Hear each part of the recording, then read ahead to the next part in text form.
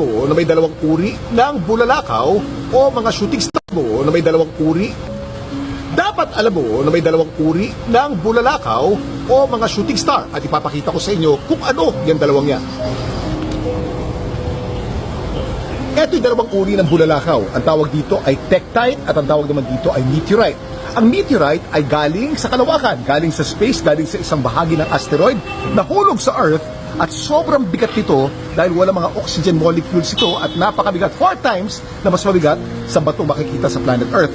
Ang tawag dito ay Canyon Diablo Meteorite at nakita ito 50,000 years ago doon sa Arizona. Ang tawag naman dito ay tektite. Ang mga tektite naman ay mas magaang. Ang pagkakaiba, ito ay Earth rock. Millions of years ago, may isang meteor na tumama sa Earth at nagkaroon ng debris. Yung debris lumipad papunta sa kalawakan at pagkatapos bumagsak na naman papunta sa planet Earth. Ito ang tektite. So ang pagkakaiba, meteorite galing sa kalawakan, ang tektite nagmula muna sa Earth, pumunta sa kalawakan at bumalik sa planet Earth.